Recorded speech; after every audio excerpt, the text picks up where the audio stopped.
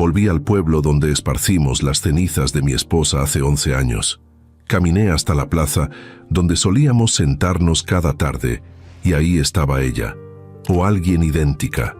Me miraba fijo, como si me conociera. Entonces me entregó una nota. No estoy muerta, solo tuve que desaparecer. Me quedé paralizado, sin poder reaccionar, mientras el papel temblaba entre mis dedos.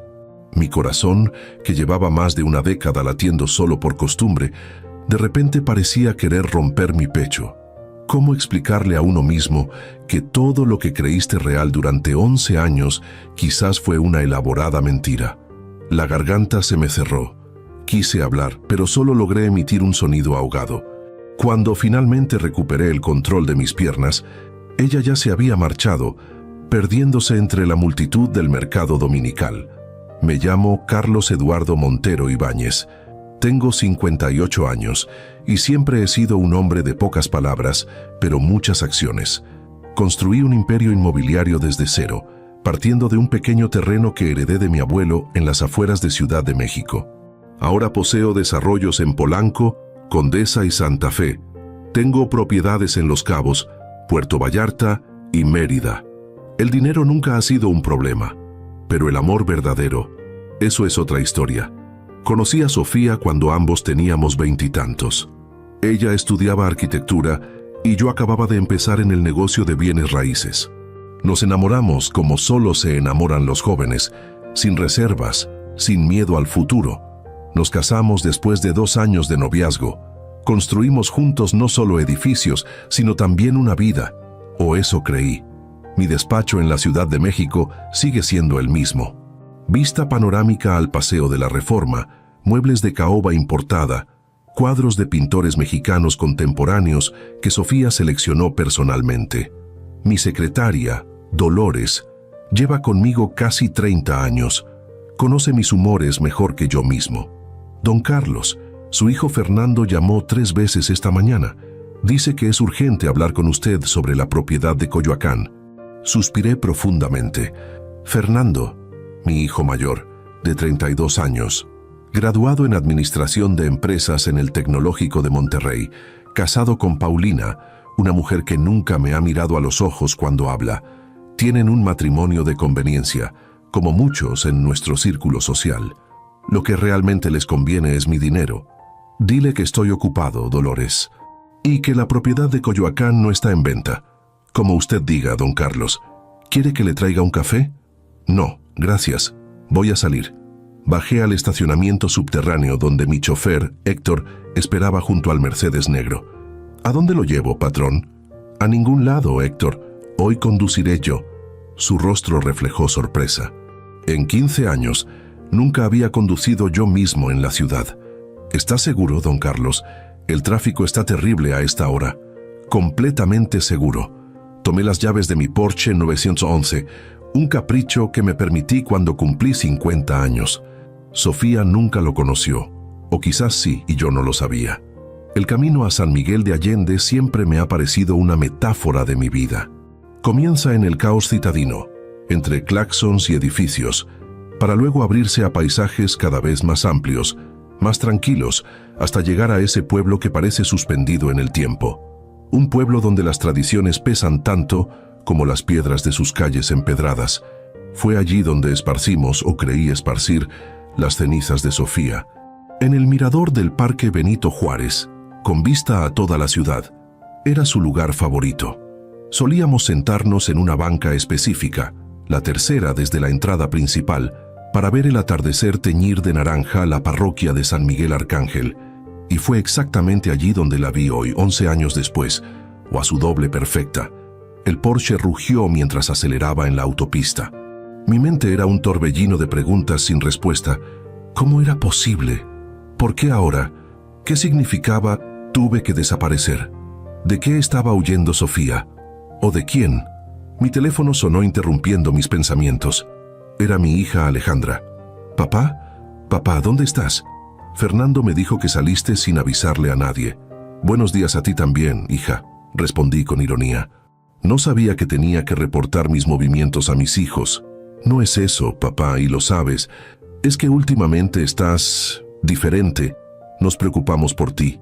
Alejandra, mi hija menor, 29 años, licenciada en Relaciones Internacionales, la niña de mis ojos, o al menos lo fue hasta que regresó de su maestría en Londres, con aires de superioridad y un desprecio apenas disimulado por el negocio familiar. Estoy perfectamente bien, Alejandra. Voy camino a San Miguel. Necesitaba despejarme. ¿San Miguel? ¿Por qué irías allá? Sabes que ese lugar te pone nostálgico. Nostálgico. Qué palabra tan suave para describir el dolor punzante que me ha acompañado durante 11 años, o el shock que sentí hoy al ver a esa mujer. Tengo asuntos que atender. Te llamaré cuando regrese. Colgué antes de que pudiera protestar. Inmediatamente sonó de nuevo. Esta vez era Fernando. Rechacé la llamada. Segundos después, un mensaje de texto. Papá, tenemos que hablar de la propiedad de Coyoacán. Hay un comprador dispuesto a pagar 20% más del valor de mercado. Es una oportunidad que no podemos dejar pasar. No podemos. Como si fuera una decisión conjunta.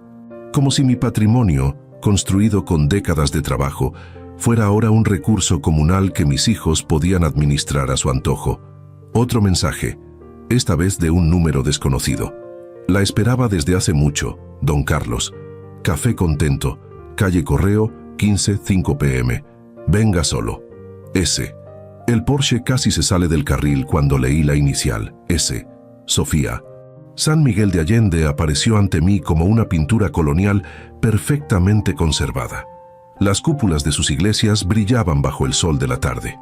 Estacioné en un garage público cerca del centro histórico y caminé por las calles empedradas con el corazón latiéndome en los oídos. El Café Contento era un local pequeño pero elegante. Decoración rústica, paredes de piedra expuesta, mesas de madera oscura. Apenas 4 mesas ocupadas a esa hora. Busqué con la mirada, pero no vi a nadie que se pareciera a Sofía. Me senté en una mesa del rincón, con vista a la entrada. ¿Le ofrezco algo mientras espera?, preguntó una mesera joven. Un mezcal, por favor. ¿Alguna preferencia? El más fuerte que tengan. Necesitaba valor líquido.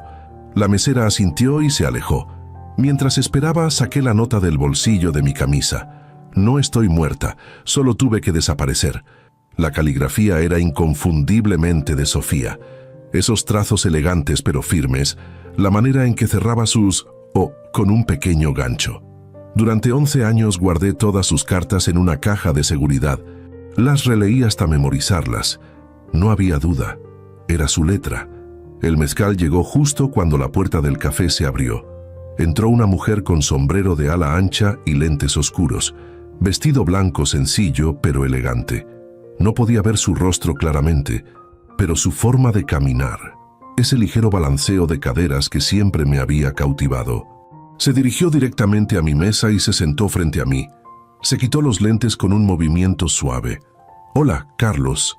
Era ella, más delgada, con algunas arrugas nuevas alrededor de los ojos, el cabello ahora completamente plateado, cuando antes era negro azabache con algunas canas, pero esos ojos color miel que parecían brillar con luz propia, esos ojos que me atormentaron en sueños durante más de una década.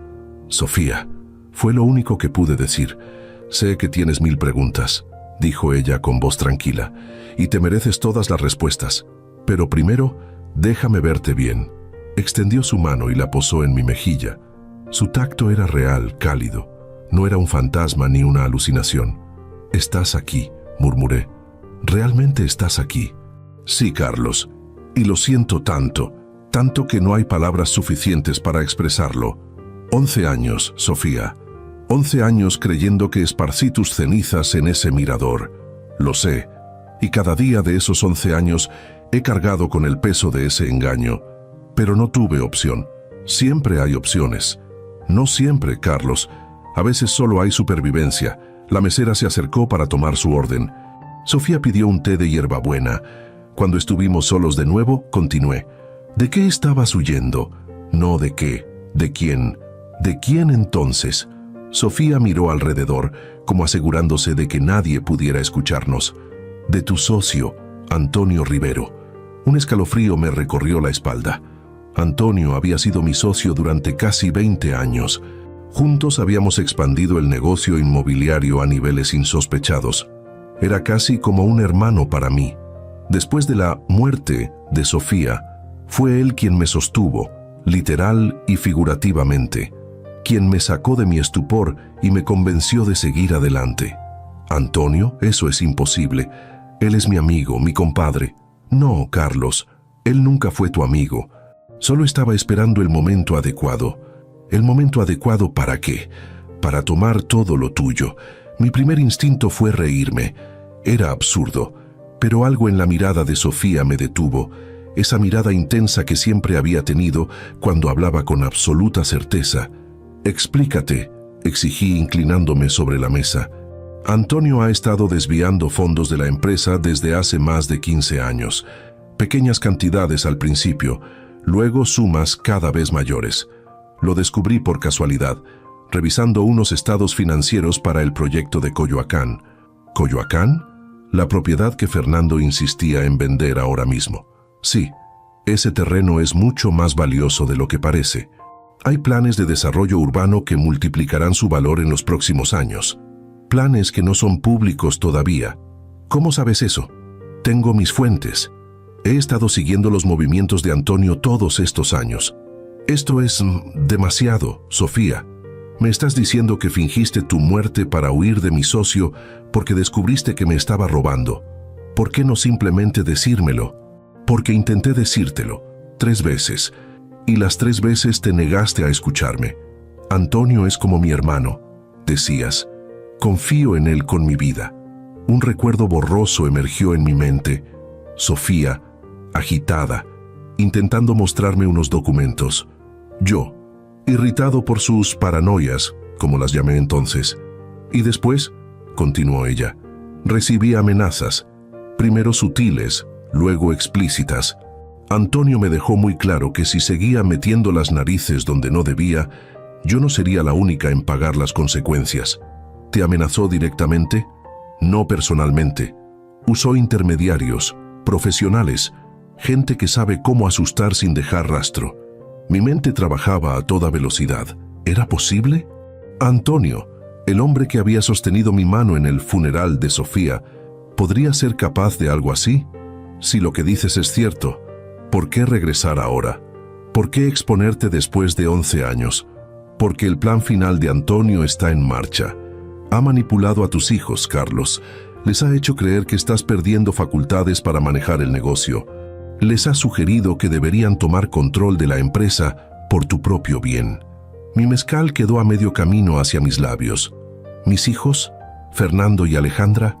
Sí, Fernando está completamente convencido. Alejandra tiene dudas, pero la presión de su hermano es fuerte.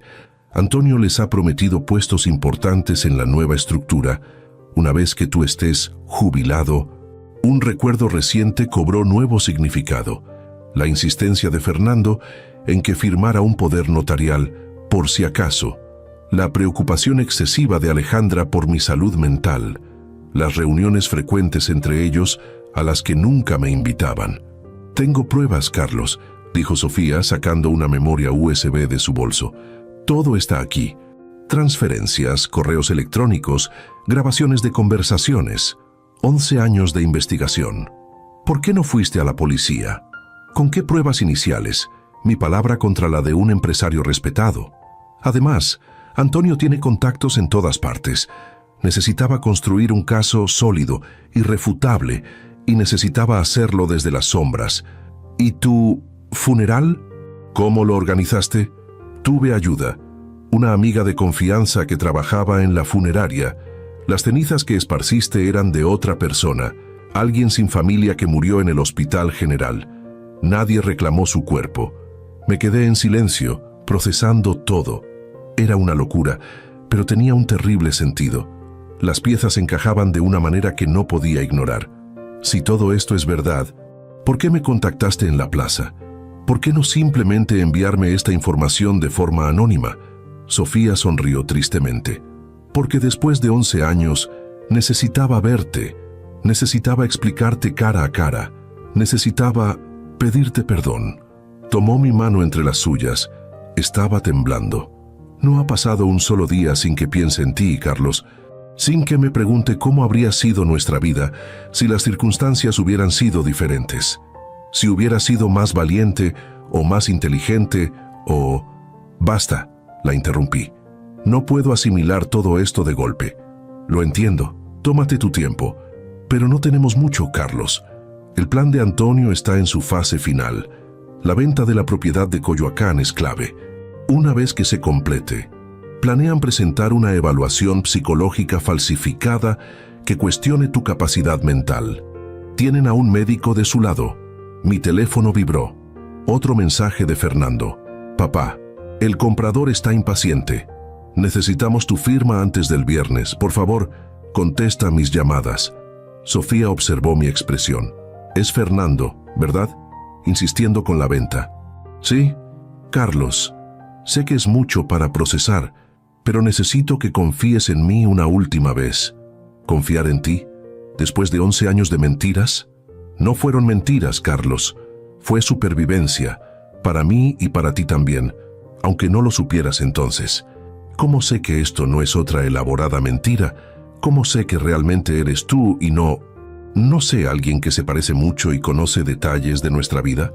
Sofía me miró fijamente. Luego, sin avisar, recitó.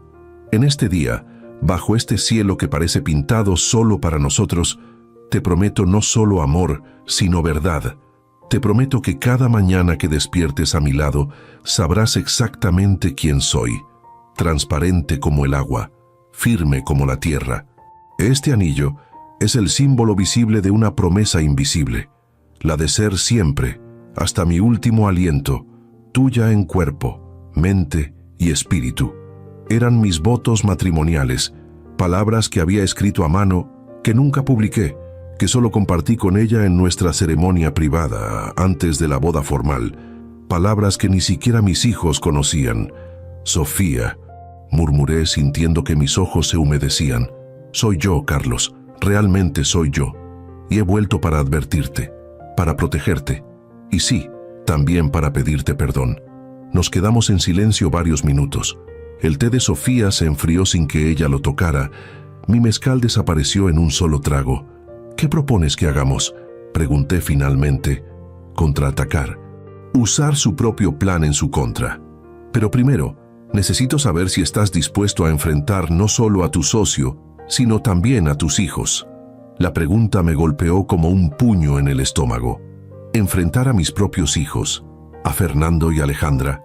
Por muy decepcionantes que hubieran sido sus actitudes en los últimos años, seguían siendo mi sangre. No sé si puedo hacer eso, Sofía. Entiendo. Es una decisión imposible. Pero considera esto. Ellos ya decidieron traicionarte. Ya eligieron el dinero por encima de ti, su padre. Tal vez solo están confundidos, manipulados por Antonio. Quizás Alejandra, pero Fernando, él sabe exactamente lo que está haciendo. Siempre fue ambicioso, Carlos. Siempre quiso todo sin esforzarse por nada. Recordé a Fernando de niño, exigiendo juguetes que luego abandonaba sin cuidado. De adolescente, esperando que sus problemas se solucionaran con dinero. De adulto, asumiendo que el imperio que construí era su derecho natural, no algo que debía ganarse. ¿Qué pasa si no hago nada? ¿Si dejo que las cosas sigan su curso? Lo perderás todo, Carlos. No solo tu empresa y tu dinero. También tu dignidad. Te declararán incompetente. Te confinarán en alguna residencia de lujo. Sí, pero una jaula dorada al fin y al cabo, mientras ellos disfrutan de todo lo que construiste. La amargura se extendió por mi pecho. Después de décadas de trabajo incansable, de sacrificios innumerables, ¿así terminaría todo? ¿Traicionado por mi mejor amigo y mis propios hijos? Necesito pruebas concretas, Sofía. No solo palabras y una memoria USB que podría contener cualquier cosa. Las tendrás. Esta noche hay una reunión en la casa de Antonio en Polanco. Fernando y Alejandra estarán allí. También el médico que firmará tu evaluación psicológica y el notario que legalizará todo. Tengo a alguien dentro. Grabará toda la conversación. ¿Y si se dan cuenta? No lo harán. Mi contacto lleva trabajando para Antonio 3 años. Tiene su confianza absoluta. Sofía consultó su reloj. Debo irme. No es seguro que nos vean juntos por mucho tiempo. Te enviaré la grabación apenas la tenga. Mientras tanto, mantén la calma. Sigue el juego. Finge que no sospechas nada. Sofía, espera. Hay algo fundamental que no entiendo. Si Antonio quería silenciarte, ¿por qué no simplemente? No pude terminar la frase. ¿Por qué no acabar conmigo definitivamente? Completó ella. Porque soy su seguro. O era. Dejé muy claro que si algo me sucedía, toda la información sobre sus negocios turbios se revelaría automáticamente. Fue un farol, por supuesto. Al principio no tenía esas pruebas, pero funcionó. Se levantó y dejó dinero sobre la mesa para cubrir ambas bebidas. Una cosa más, Carlos. No uses tu teléfono para nada importante. Está comprometido. Te compré uno nuevo. Está en la guantera de tu auto, junto con instrucciones detalladas. Se inclinó y me besó en la mejilla. Su perfume, una mezcla de jazmín y vainilla, me transportó instantáneamente a tiempos más felices. Te contactaré pronto. Ten cuidado. Confía en nadie. Y así como apareció, desapareció. La vi alejarse por la calle empedrada hasta doblar en una esquina. Por un momento, temí que fuera otro sueño, otra alucinación nacida de mi dolor. Pero la cuenta sobre la mesa y el leve rastro de su perfume en el aire confirmaban su presencia real. El camino de regreso a la Ciudad de México fue un torbellino mental. Recuerdos, sospechas, dudas, todo mezclado en un cóctel tóxico que me dificultaba concentrarme en la carretera. Efectivamente, en la guantera encontré un teléfono móvil simple, sin acceso a internet, un heladrillo como los llamaban ahora. Junto a él, una nota con instrucciones precisas y un número de teléfono memorizado.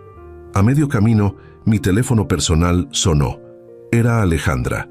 ¿Papá? Por fin contestas. Estamos preocupados. Estoy bien, hija. Ya voy de regreso. ¿Dónde estás exactamente?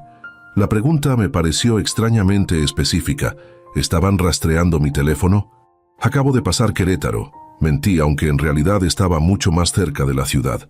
Oh, bien. Fernando quiere saber si podemos reunirnos esta noche. Es importante, papá. Esta noche no puedo. Tengo otros planes. ¿Qué planes? Su tono era ligeramente acusatorio. Planes personales, Alejandra. No necesito informarles de cada aspecto de mi vida. Un silencio tenso. Claro, papá. Lo siento. Es solo que últimamente pareces tan distante. He estado reflexionando sobre muchas cosas, hija. La vida, las decisiones tomadas, el futuro. ¿El futuro de la empresa? Ahí estaba. Ni siquiera podía disimular su interés real. Entre otras cosas, tengo que colgar ahora, el tráfico se está poniendo pesado. Hablamos mañana. No le di oportunidad de responder. Apagué el teléfono y lo guardé en la guantera, junto al nuevo. Por primera vez en más de una década, me sentía completamente alerta, como un animal que percibe el peligro inminente y activa todos sus instintos de supervivencia. La última luz del día se desvanecía cuando entré en la ciudad. En lugar de dirigirme a mi penthouse en Polanco, tomé la salida hacia Coyoacán. Necesitaba ver esa propiedad con mis propios ojos, entender por qué era tan crucial en todo este enredo. El terreno parecía ordinario a primera vista. 2 hectáreas de tierra semiabandonada, con algunas construcciones viejas que alguna vez fueron talleres. Lo había comprado hace 15 años como inversión a largo plazo, sin planes inmediatos. Estacioné frente a la entrada principal y bajé del auto. El guardia de seguridad me reconoció inmediatamente. «Don Carlos, qué sorpresa verlo por aquí. Hace años que no venía». «Buenas noches, Martín. Solo pasaba a echar un vistazo». «¿Ha habido algo inusual últimamente?» «Ahora que lo menciona, sí. Han venido varios grupos de personas, ingenieros, parecían tomando medidas, haciendo planos. Su hijo don Fernando los trajo». «¿Mi hijo? ¿Cuándo fue eso?» «La semana pasada. Y también hace 3 días. ¿Te dijeron para qué era?» «No, señor, pero escuché algo sobre un desarrollo de lujo. Departamentos, centro comercial, ese tipo de cosas. Interesante. Fernando nunca mencionó estas visitas técnicas». «Gracias, Martín. Si vienen de nuevo, Avísame directamente a mí, a nadie más. ¿Entendido? Sí, don Carlos, como usted diga. Regresé al auto y saqué el teléfono nuevo. Marqué el único número guardado en su memoria. ¿Hola? La voz de Sofía sonaba tensa. Soy yo. Estoy en la propiedad de Coyoacán. Fernando ha traído ingenieros recientemente. Lo sé. Están preparando todo para cuando la venta se concrete. El comprador es una empresa fantasma, Carlos. Un shell corporativo que, si sigues el rastro suficientemente, lleva a Antonio y a tu hijo. ¿Fernando y Antonio son socios? Fernando es un peón. Cree que Antonio le dará poder real, pero en cuanto no te necesiten más, Antonio se deshará de él también. Sofía, todo esto es demasiado elaborado. ¿No sería más sencillo si Antonio simplemente te eliminara? No, Carlos. Un empresario prominente que muere repentinamente generaría investigaciones. Antonio es demasiado inteligente para eso. Es mucho más limpio desacreditarte legalmente, hacerte a un lado por incapacidad mental. Nadie cuestionaría que tus hijos tomaran el control. Es el camino natural de las cosas. ¿Qué hay de mi abogado, Ramírez? Ha estado conmigo desde el principio. Ramírez está jubilado desde hace 3 años, Carlos. Tu nuevo abogado, Méndez, trabaja para Antonio. Sentí como si el suelo bajo mis pies se desmoronara. ¿Tan completo era el cerco a mi alrededor? ¿Tan perfecto el plan para despojarme de todo? La reunión es a las 9, continuó Sofía. Tendremos la grabación aproximadamente a las 11. Mientras tanto, ve a un hotel, no a tu casa, no a ninguna de tus propiedades, un lugar discreto donde nadie espere encontrarte. ¿Y después qué? ¿Cuál es el plan una vez que tengamos esa grabación? Contraataque inmediato. Tengo todo preparado. Has estado planeando esto durante años. Desde el día que desaparecí, siempre supe que este momento llegaría, Carlos. El momento de la verdad. Miré al cielo estrellado sobre Coyoacán. Las mismas estrellas que había compartido con Sofía tantas noches. Las mismas estrellas que habían sido testigos silenciosos de 11 años de mentiras, traiciones y planes ocultos. Te veré a medianoche, dije, en el Hotel Camino Real de Polanco, habitación a nombre de Eduardo Ibáñez. Ahí estaré. Ten cuidado, Carlos. Tú también. Y Sofía, a pesar de todo, me alegra que estés viva. Un silencio breve, cargado de emoción contenida. A pesar de todo, me alegra haber vuelto a ti. La llamada terminó, dejándome con una mezcla de anticipación y temor.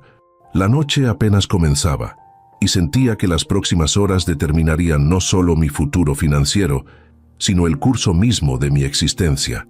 El hombre que había sido durante los últimos 11 años, viudo, solitario, cada vez más distanciado de sus hijos, estaba a punto de transformarse.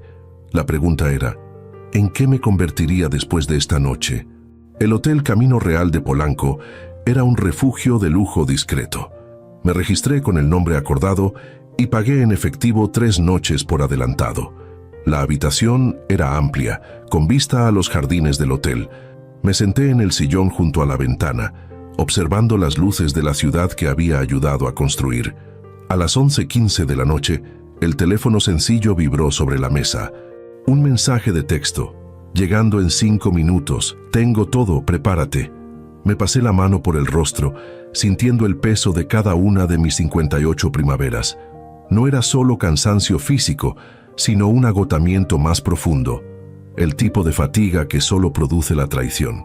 Bajé al lobby y esperé en un sillón discreto, parcialmente oculto por una enorme planta ornamental.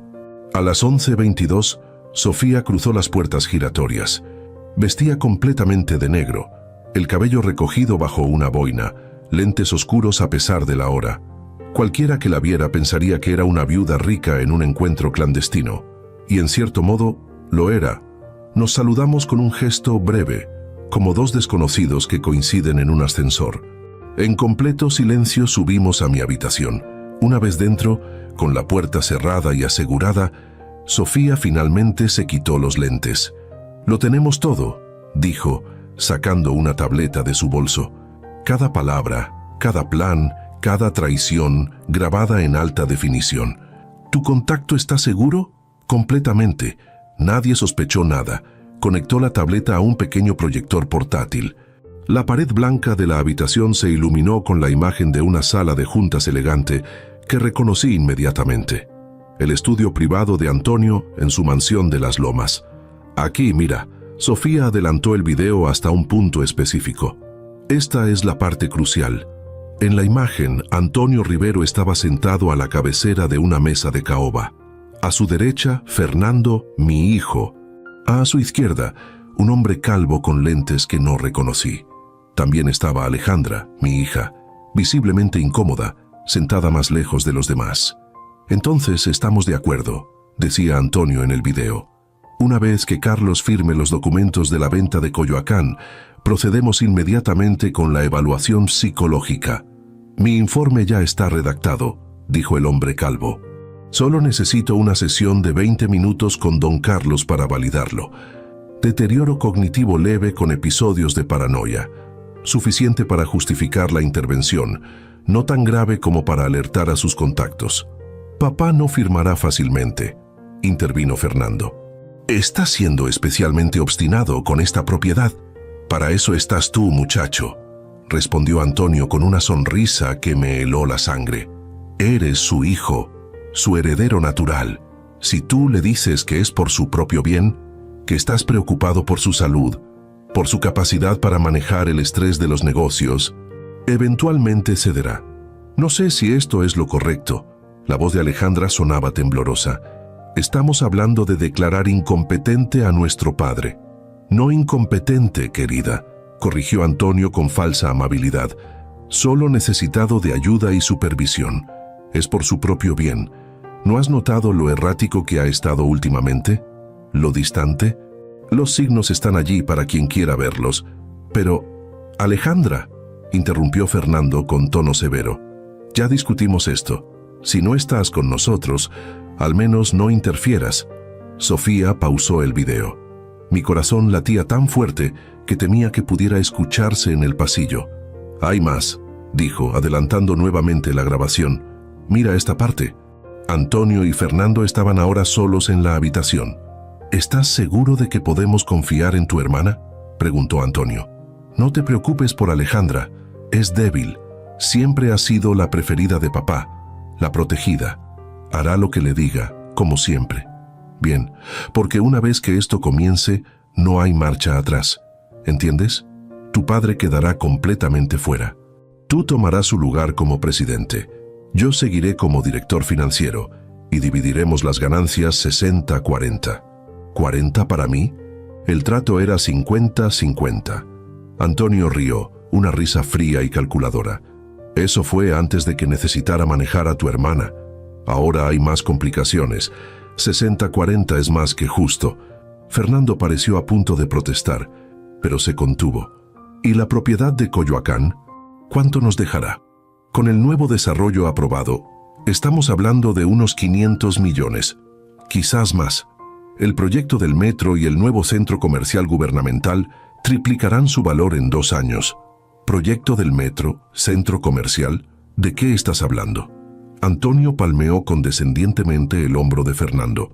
Información privilegiada, muchacho. Por eso me necesitas. Tengo contactos en el gobierno que tu padre nunca cultivó.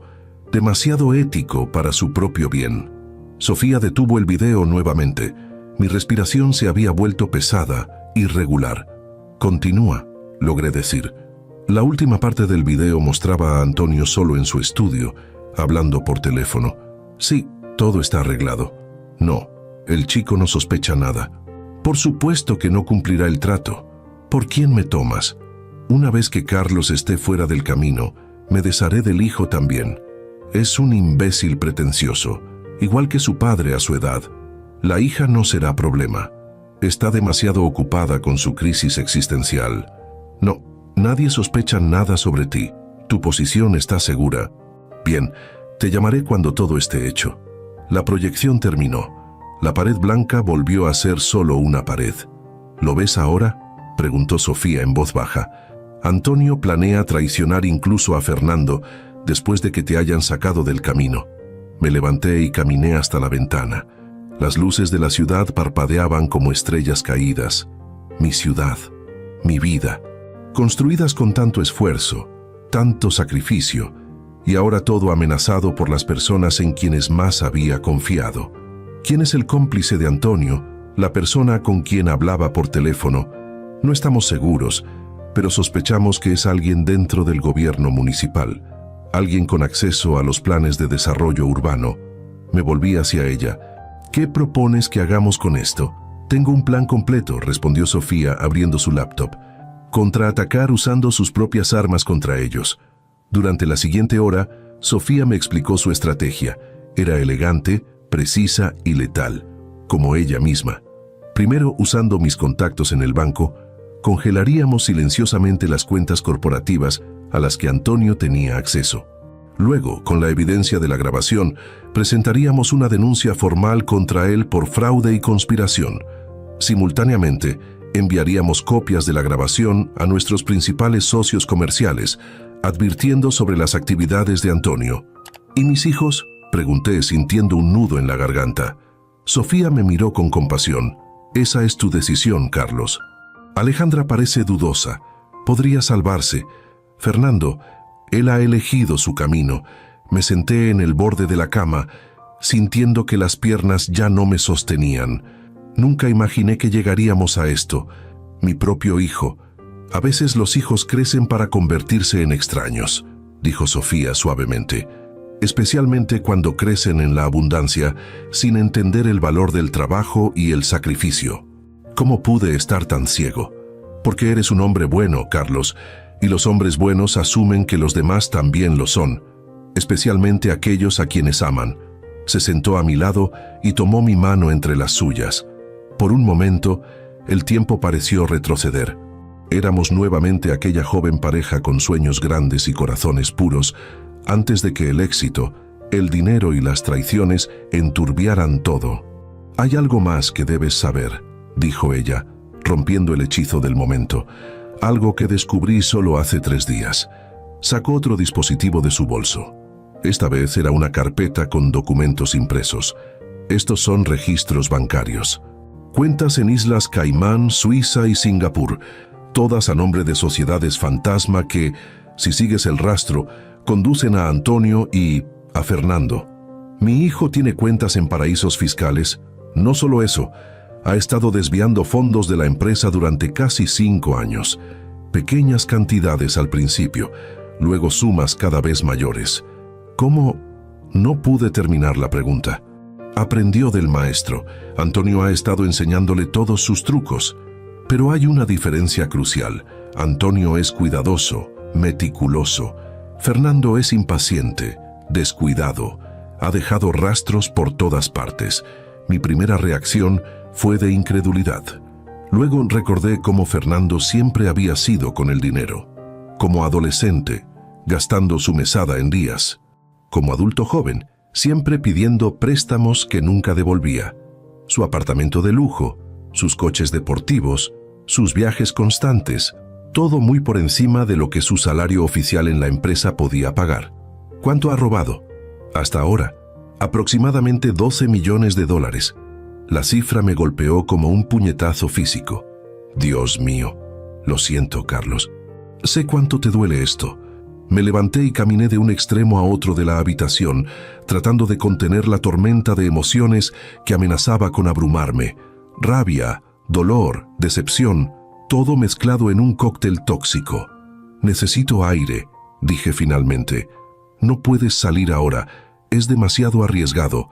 No saldré del hotel, solo necesito estar solo un momento. Sofía asintió comprendiendo. Salí de la habitación y tomé el ascensor hasta la terraza del hotel.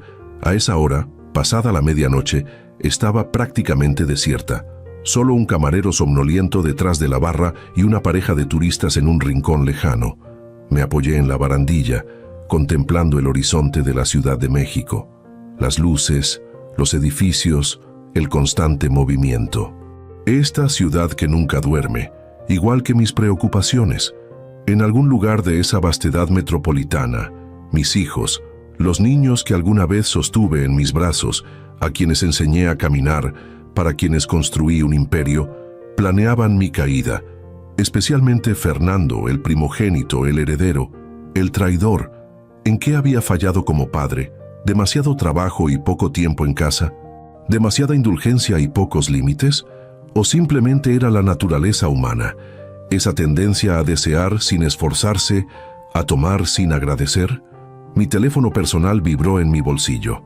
Lo había encendido por costumbre al salir de la habitación. Un error.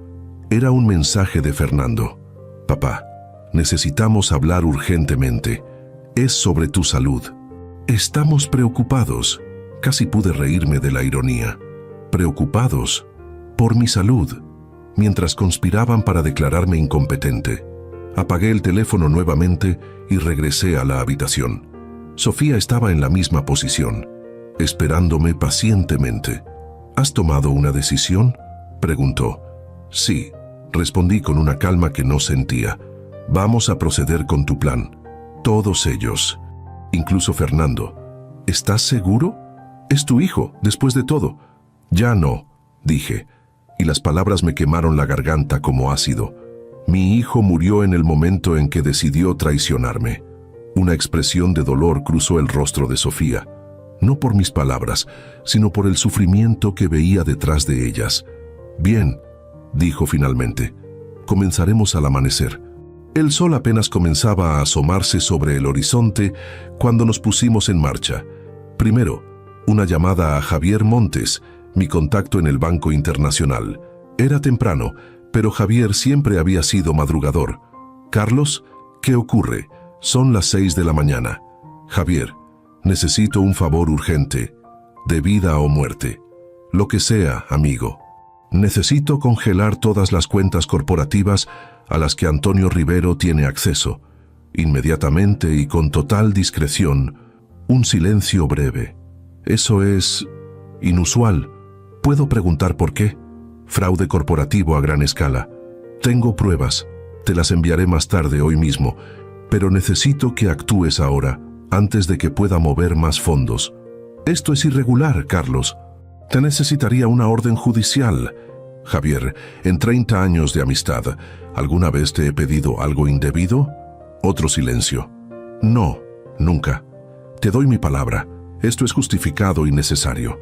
Y te prometo que tendrás todas las pruebas legales antes del final del día. Un suspiro audible. De acuerdo, Carlos. Confío en ti. Considera lo hecho. Gracias, Javier. Te debo una. Me debes varias, amigo. Pero ¿quién lleva la cuenta entre amigos, verdad? Colgué y miré a Sofía, quien asintió aprobatoriamente.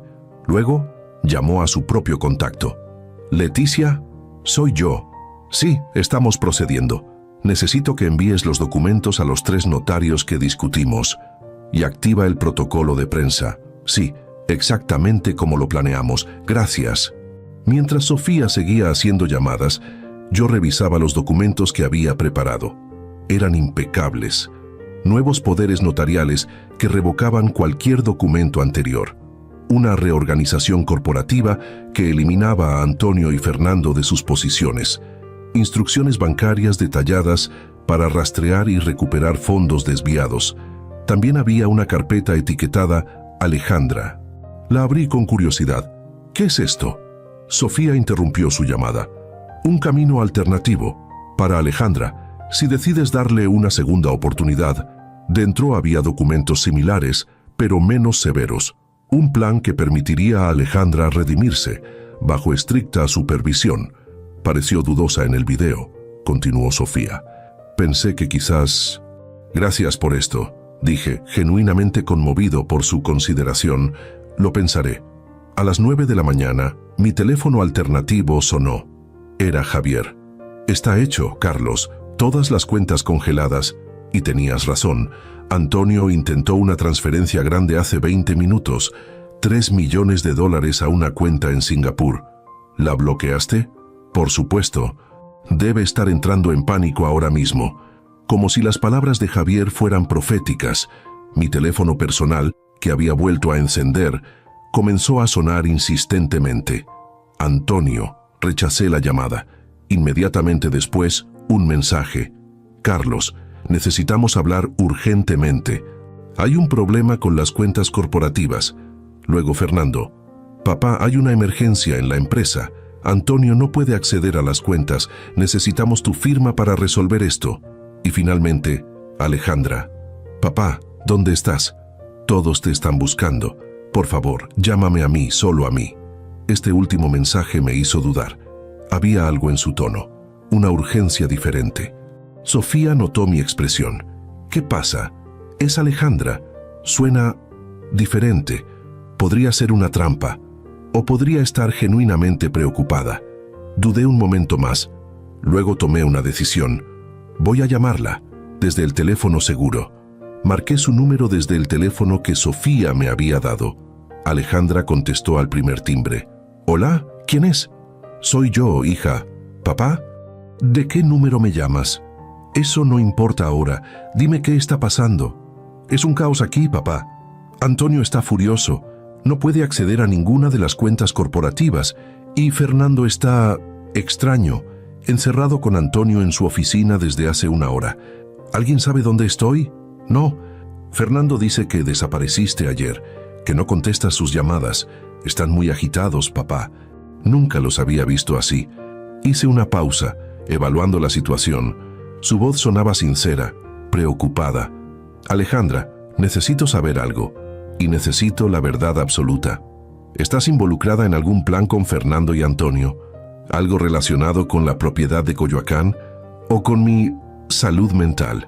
Un silencio tenso. «¿Cómo lo sabes?» Su voz bajó a un susurro. «Fernando me dijo que estabas perdiendo facultades, que necesitabas ayuda para manejar la empresa, que era por tu propio bien. ¿Y tú le creíste?» «No lo sé, papá. Has estado tan distante estos últimos años, tan ausente. Desde que mamá murió, es como si una parte de ti se hubiera ido con ella». Me quedé en silencio, procesando sus palabras. Tenía razón. Desde la muerte de Sofía, me había convertido en una sombra de mí mismo. Distante, reservado, completamente enfocado en el trabajo. Mientras pensaba que construía un legado para mis hijos, en realidad estaba construyendo un muro entre nosotros. «Alejandra, escúchame bien. Fernando y Antonio te han mentido. No estoy perdiendo facultades, estoy perfectamente lúcido. Y ellos están planeando algo mucho más siniestro que ayudarme». «¿De qué hablas?» «No puedo explicártelo por teléfono, pero te puedo asegurar que ellos no tienen mis mejores intereses en mente, ni los tuyos tampoco». Otro silencio. «¿Cómo puedo estar segura de que dices la verdad?» Una pregunta justa. En su lugar, yo también dudaría. Piensa, Alejandra, ¿alguna vez te he mentido? ¿Alguna vez te he dado razones para desconfiar de mí? No, pero Fernando y Antonio te han hecho dudar, te han metido ideas en la cabeza, te han manipulado. ¿Cómo sabes todo esto? Tengo pruebas, evidencia irrefutable de lo que están planeando. ¿Qué tipo de pruebas? No puedo decírtelo ahora, pero te propongo algo. Ven a verme, sola, sin decirle a nadie. Te mostraré todo y podrás juzgar por ti misma. La escuché respirar profundamente. ¿Dónde estás? Hotel Camino Real de Polanco, habitación 712, registrado como Eduardo Ibáñez. ¿Hotel? ¿Por qué estás en un hotel cuando tienes tu penthouse a 10 minutos de ahí? Porque no es seguro, Alejandra. Cuando veas lo que tengo que mostrarte, entenderás. Esto es una locura, papá. Sí, lo es, pero es la realidad que estamos enfrentando. ¿Vendrás? Una pausa. Estaré ahí en una hora. Ven sola, Alejandra. Es crucial. Lo haré. Colgué y miré a Sofía, quien había escuchado toda la conversación en altavoz. ¿Crees que podemos confiar en ella?, preguntó. No lo sé, pero es mi hija. Tengo que darle la oportunidad de elegir su bando con todos los hechos sobre la mesa. Te es arriesgado, Carlos. Podría decirle a Fernando dónde estás. Es un riesgo que estoy dispuesto a tomar, para salvar a una de mis hijas, si es posible. Sofía asintió lentamente. Entiendo, pero debes estar preparado para cualquier resultado. Lo estoy. No estaba seguro de si era verdad, pero necesitaba creerlo. La hora siguiente fue tensa. Sofía se escondió en el baño, lista para intervenir si todo era una trampa. Yo me senté en el sillón junto a la ventana, observando la entrada del hotel, esperando ver llegar a mi hija. A las 10:45, el teléfono de la habitación sonó. «Señor Ibáñez, tiene una visita. La señorita Montero. Hágala subir, por favor». 3 minutos después, alguien llamó suavemente a la puerta. Abrí con cautela. Alejandra estaba ahí sola, tal como había prometido. Vestía jeans y una blusa sencilla, el cabello recogido en una cola de caballo. Parecía más joven así, más como la niña que solía seguirme por toda la casa preguntando ¿por qué?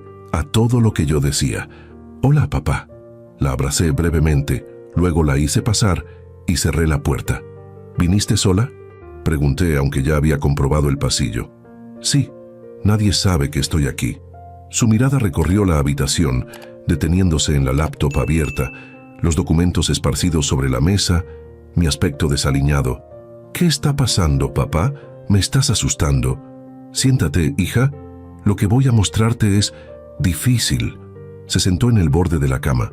Yo conecté la tableta al proyector y comencé a reproducir el video de la reunión en casa de Antonio. Alejandra palideció al verse en la pantalla. Luego, a medida que la conversación se desarrollaba, su expresión pasó de la sorpresa al horror, especialmente durante el intercambio privado entre Antonio y Fernando. «Esto no puede ser real», murmuró cuando el video terminó.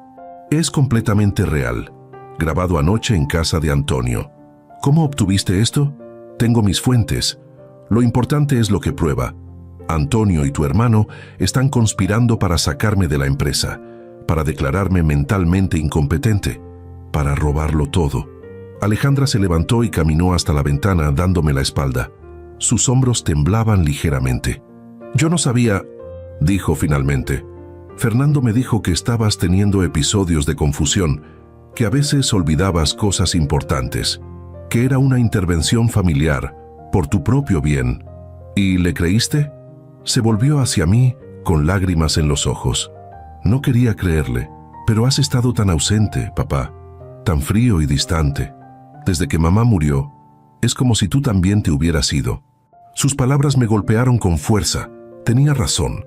Después de la muerte de Sofía, me había sumergido en el trabajo, evitando cualquier conexión emocional profunda, incluso con mis hijos, especialmente con ellos, que me recordaban tanto a su madre.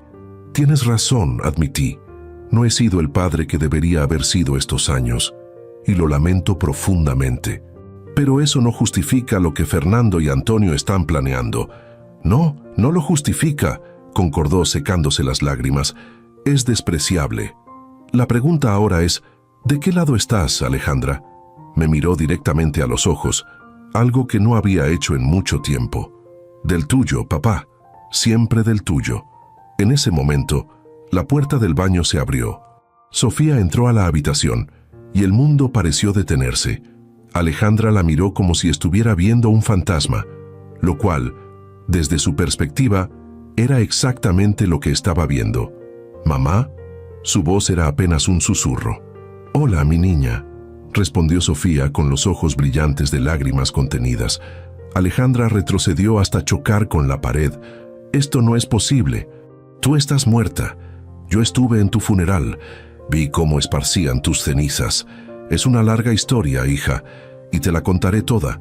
Pero primero, necesito saber si realmente estás del lado de tu padre, si podemos confiar en ti completamente».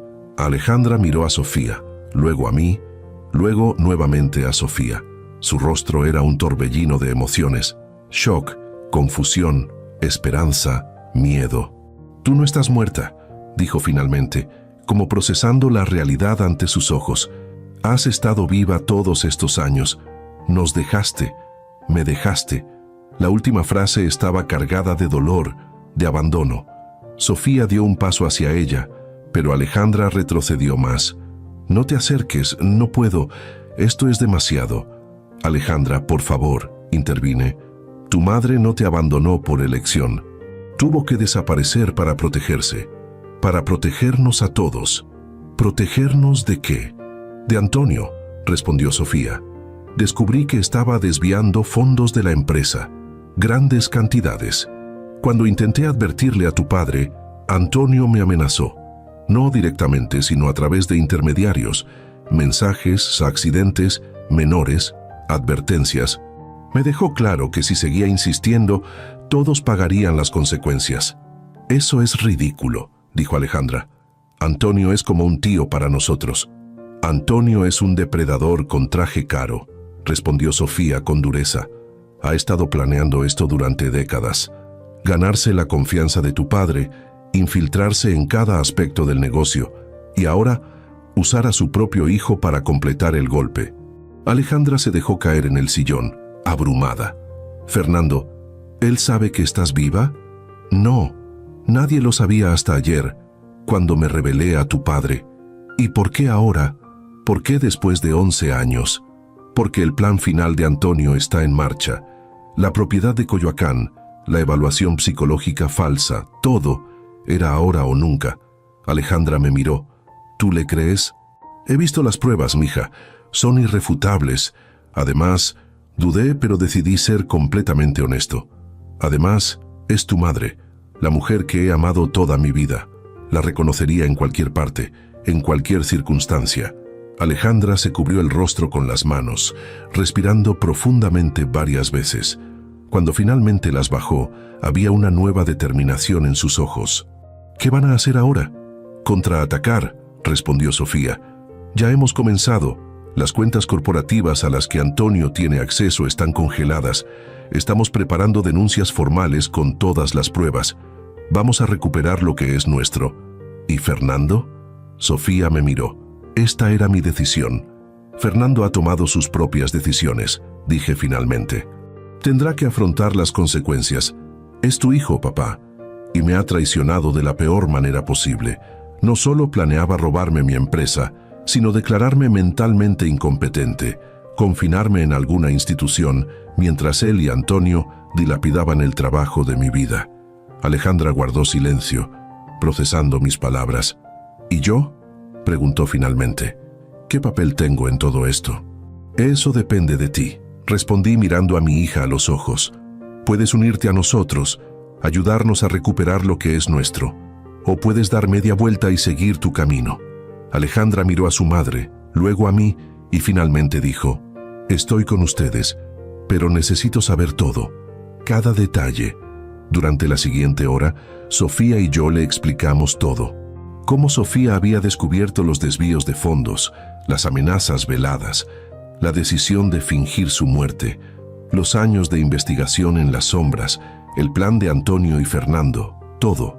¿Y ahora? ¿Cuál es el plan?, preguntó Alejandra cuando terminamos. Ya está en marcha, respondió Sofía. Las cuentas congeladas son solo el primer paso. Esta tarde, nuestros abogados presentarán denuncias formales contra Antonio y Fernando. Con todas las pruebas, ¿qué necesitan que yo haga? Sofía sonrió ligeramente.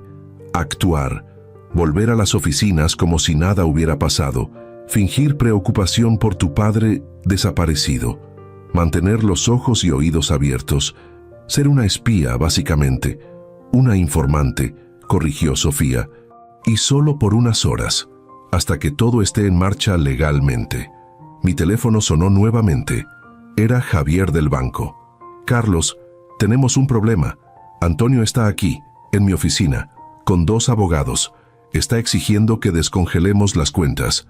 Dice que tiene un poder notarial firmado por ti, que lo autoriza a manejar todas las finanzas corporativas en tu ausencia. ¿Un poder notarial?, pregunté alarmado. Yo nunca firmé tal cosa. Eso imaginé, pero el documento parece auténtico. Y uno de los abogados es del despacho Méndez y Asociados, tu firma legal, según tengo entendido. Méndez trabaja para Antonio, no para mí, dije, recordando lo que Sofía me había dicho. Ese poder es falso, Javier. Bajo ninguna circunstancia desbloquees esas cuentas. Estoy ganando tiempo, pero necesito que vengas, personalmente, ahora mismo. Miré a Sofía, quien asintió gravemente. Estaré allí en 20 minutos. Colgué y me volví hacia Sofía y Alejandra. Tengo que ir al banco. Antonio está intentando desbloquear las cuentas con un poder notarial falsificado. Voy contigo, dijo Sofía inmediatamente. No, es demasiado arriesgado. Si Antonio te ve, Usaré un disfraz, gafas oscuras, peluca. He pasado 11 años siendo invisible, Carlos. Sé cómo hacerlo. Yo también voy, intervino Alejandra. Mi presencia le dará más credibilidad a tu posición, especialmente si Fernando también está allí. Tenían razón, ambas. Necesitaba todo el apoyo posible para esta confrontación. De acuerdo, concedí. Pero debemos ser extremadamente cuidadosos. El Banco Internacional ocupaba un imponente edificio en Paseo de la Reforma. Entramos por la puerta principal, yo en el centro, Alejandra a mi derecha, Sofía, irreconocible con peluca rubia y grandes gafas oscuras, a mi izquierda. El guardia de seguridad me reconoció inmediatamente. Don Carlos, el señor Montes lo está esperando en la sala de juntas del último piso. Subimos en el ascensor privado. A medida que nos acercábamos al piso 20, sentía cómo la adrenalina recorría mi cuerpo. Estaba a punto de enfrentar a las dos personas que más me habían traicionado, mi socio de toda la vida y mi propio hijo. Las puertas del ascensor se abrieron directamente a un vestíbulo elegante. Javier nos esperaba allí, visiblemente tenso. Carlos, gracias a Dios, están adentro y no están contentos. Miró interrogante a mis acompañantes, mi hija Alejandra y mi asesora legal, Elena. Presenté, usando el nombre que Sofía y yo habíamos acordado. Javier asintió sin hacer más preguntas y nos condujo a la sala de juntas. Al abrir las puertas, 4 rostros se volvieron hacia nosotros. Antonio, Fernando y 2 hombres en trajes caros que supuse serían los abogados. «Carlos», exclamó Antonio, levantándose, «¿dónde diablos has estado? Hemos intentado contactarte desesperadamente». Su tono era amistoso, preocupado, pero sus ojos me revelaban otra historia. Era la mirada de un depredador cuya presa ha escapado momentáneamente. «He estado ocupado», respondí secamente, «investigando algunas discrepancias financieras». Los ojos de Antonio se entrecerraron ligeramente. «¿Discrepancias? No sé de qué hablas». «Estoy seguro que no», dije, sentándome a la cabecera de la mesa. «Javier, ¿podrías explicarnos la situación actual?». Javier carraspeó nerviosamente. «Las cuentas corporativas de Grupo Montero están temporalmente congeladas por orden directa de don Carlos. El señor Rivero ha presentado un poder notarial que lo autoriza a manejar dichas cuentas en su ausencia, pero dada la controversia sobre la autenticidad de dicho documento, he preferido esperar a que usted llegara personalmente». «¿Controversia?», intervino uno de los abogados. «El documento está debidamente notariado. La firma ha sido verificada. No hay controversia aquí, solo obstrucción injustificada. La firma es falsa», dije claramente. «Nunca autoricé tal poder». Fernando, que había permanecido inusualmente silencioso, finalmente habló. «Papá, firmaste ese documento hace 3 meses. En la oficina. ¿No lo recuerdas?». Su tono era condescendiente, como si hablara con un niño o un anciano confundido. Exactamente el tono que usaría alguien que intenta establecer la narrativa de mi supuesta incapacidad mental. «No, Fernando, no lo firmé. Y tanto tú como Antonio lo saben perfectamente». «Carlos, esto es absurdo», dijo Antonio, extendiendo las manos en un gesto de falsa conciliación. «Has estado trabajando demasiado. Estás confundido. Este comportamiento errático, estas acusaciones infundadas, solo confirman lo que hemos estado observando durante meses». «¿Y qué han estado observando exactamente, Antonio?», pregunté, manteniendo mi voz controlada. «Deterioro cognitivo», respondió el segundo abogado, sacando una carpeta. «Tenemos un informe preliminar del doctor Vázquez, especialista en neurología geriátrica, que documenta episodios de confusión, paranoia y toma de decisiones errática». «Qué conveniente», comenté. «Un diagnóstico sin siquiera haberme examinado». «Es una evaluación preliminar», insistió el abogado, «basada en observaciones de sus allegados, su hijo, su socio, mi hijo y mi socio, quienes casualmente se beneficiarían enormemente de mi incapacitación». «Qué coincidencia tan extraordinaria». Sofía, en su papel de Elena, intervino por primera vez. «Señores, ¿Tienen ustedes conocimiento de que falsificar la firma de alguien en un documento legal es un delito federal? ¿Y que presentar informes médicos fraudulentos conlleva la pérdida de licencia profesional y posibles cargos criminales? ¿Y usted quién es exactamente?, preguntó Antonio, irritado. Elena Valdés, asesora legal del señor Montero. Nunca había oído hablar de usted. Eso es irrelevante.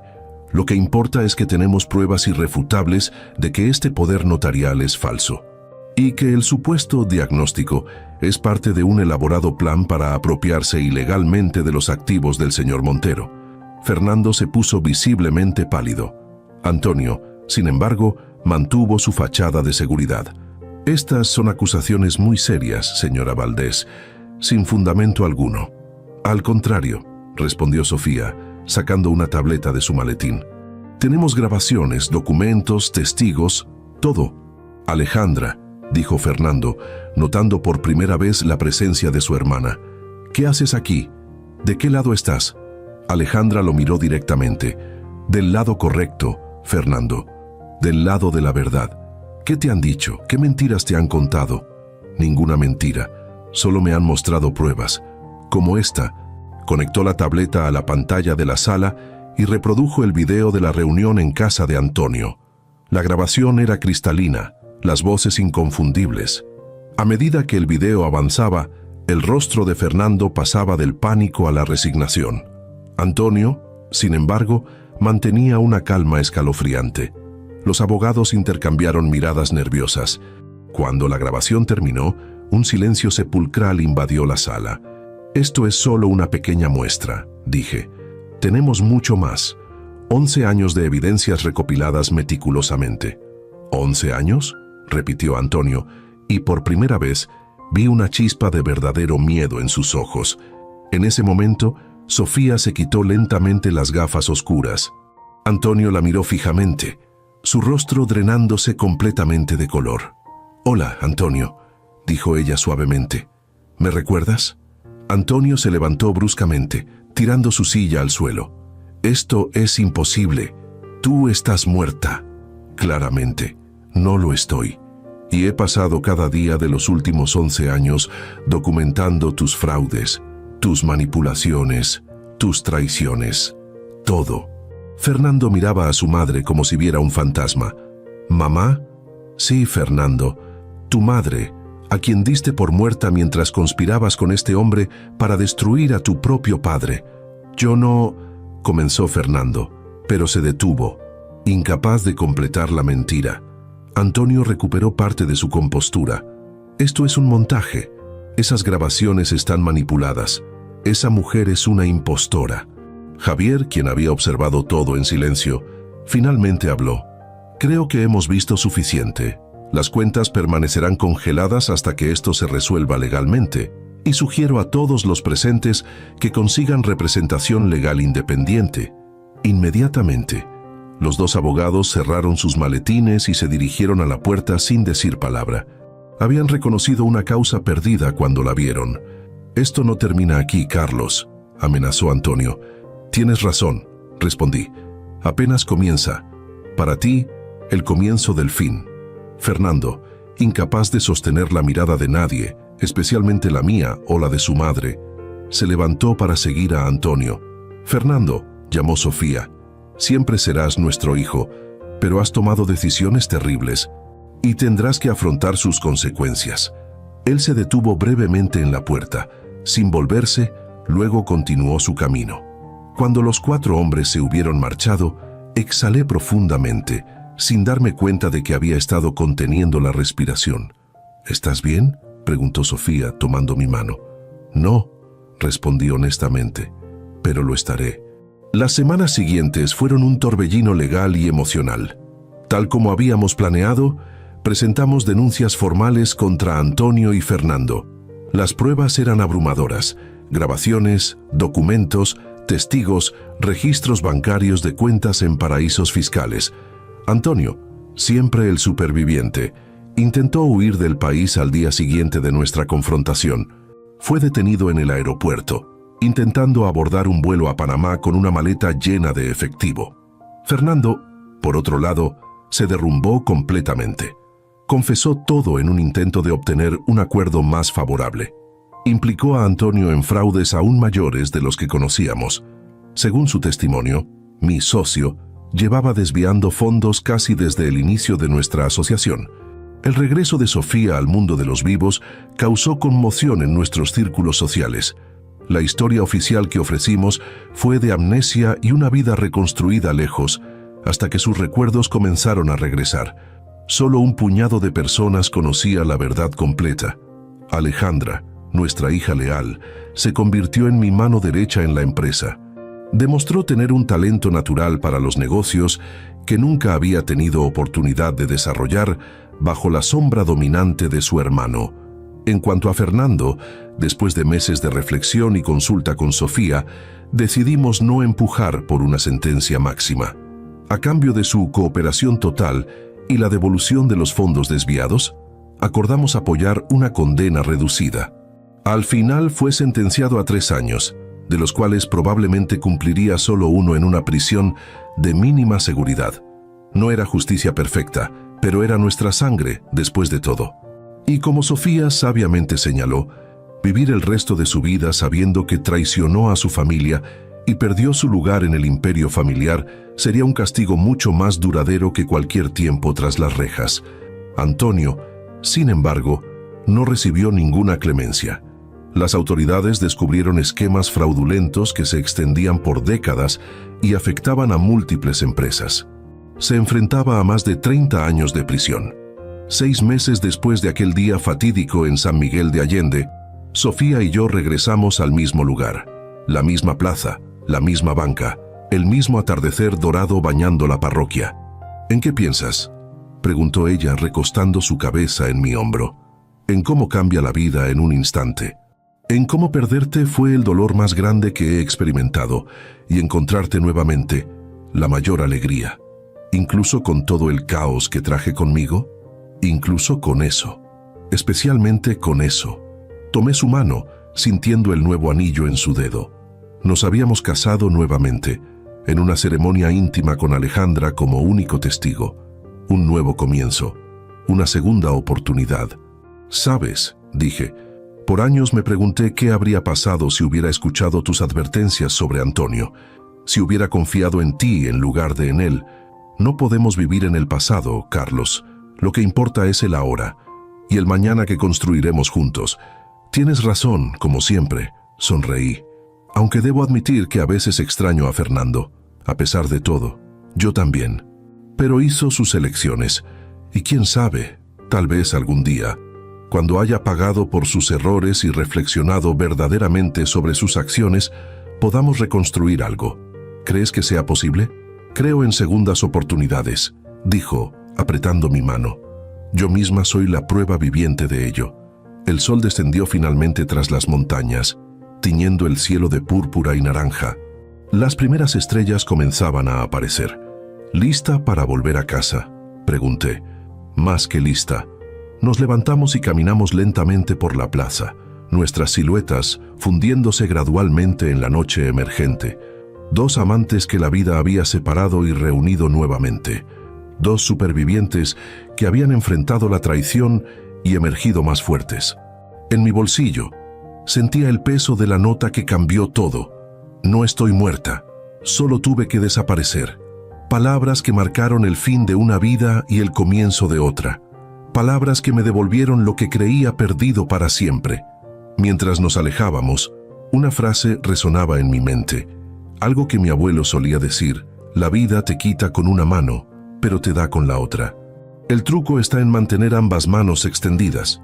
Y así lo haría yo, con Sofía nuevamente a mi lado. Ambas manos extendidas hacia el futuro, cualquiera que fuese.